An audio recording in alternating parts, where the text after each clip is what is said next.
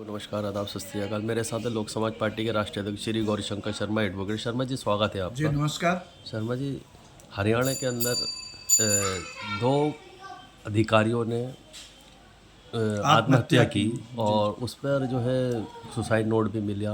क्या कहना चाहते हैं इसमें? देखिए, और सरकार मौन है। हाँ, एक तो वरिष्ठ आईपीएस अधिकारी थे वाई पूरन कुमार, उनकी पत्नी जो है आईएएस अधिकारी हैं और जिस समय घटना घटी थी उस समय वहाँ के चीफ मिनिस्टर श्री नवाब सैनी के साथ जापान में थे। उनके बारे में सूचना जो आ रही है कि उनको जो है दलित होने के कारण उनको प्रताड़ित किया गया। उनका डीआईजी रैंक के थे, वहाँ से हटा करके किसी पुलिस के ट्रेनिंग में भेज दिया गया। उनको कार से जो पुल कार थी वो हटा लिया गया और भी कई ऐसे भेदभाव उनके साथ किया गया। एक तो ये पक्ष है। दूसरा पक्ष कहता है कि उनके खिलाफ करप्शन का जांच चल रहा था और उस जांच में उनकी अरेस्ट होने वाली थी, तो उससे बचने के लिए उन्होंने ये सुसाइड किया और जो वहाँ के डीजीपी हैं हरियाणा का, उनका नाम लिया, कपूर साहब कोई है, और इसके बाद में एक डिस्ट्रिक्ट के वो थे एसपी बंजारिया, उनका नाम लिए कि ये लोग मुझे प्रताड़ित किए। तो अब प्रश्न उठता है, अभी हाल ही में 2 दिन पहले वहाँ पे एक कोई दिनेश करके एएसआई थे जो कि वाई पूरन कुमार के जांच में वो थे, तो वो सुसाइड कर लिए और कहते हैं कि पूरन कुमार जी बहुत करप्ट थे। उनका जो घर वालों के जो है अपना आईएएस अधिकारी, उनका नाम आ रहा है।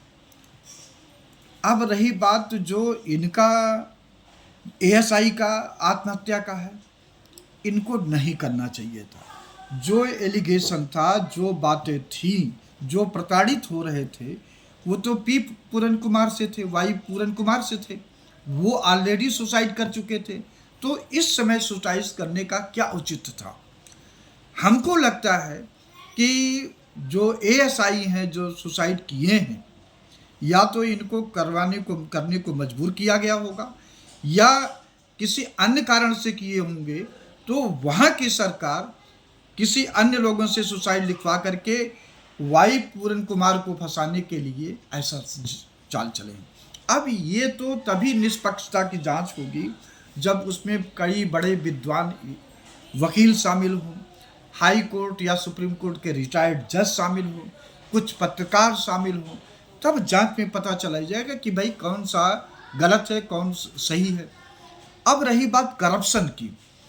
करप्शन अगर पूरन कुमार जी ने किया या इन लोगों ने, तो मैं अभी पंजाब में कल की ही सूचना आई है, कोई आईजी थे या डीआईजी थे, कुछ ऐसे रंग के थे, उनके यहाँ 5 करोड़ रुपए नगद मिला है और सब मिला है, वो अरेस्ट हो गए, मांग रहे थे।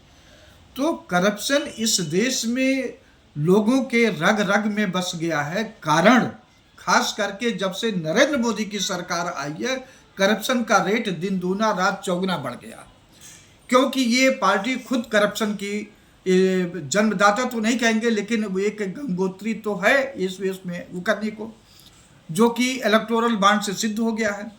अब रही बात इसको कैसे रोका जाए, तो इस समय सख्त कानून की जरूरत है।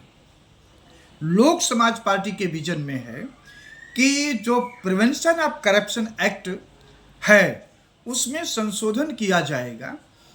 जो 1 रुपये से लेकर के लाख रुपए तक रहेंगे, उनका स्लैब लगभग ज़्यादा नहीं 5 साल, लाख से ऊपर जो रहेंगे 10 लाख के आसपास, उनको 10 साल के आसपास, और 10 लाख से ऊपर जो रहेगा 1 करोड़ से कम, उनको उम्र कैद।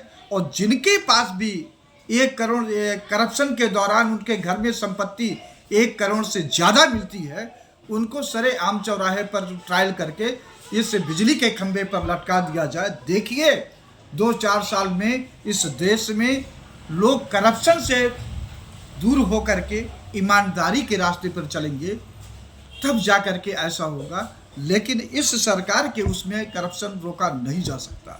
जी ठीक है, बहुत बहुत जी, शुक्रिया। धन्यवाद।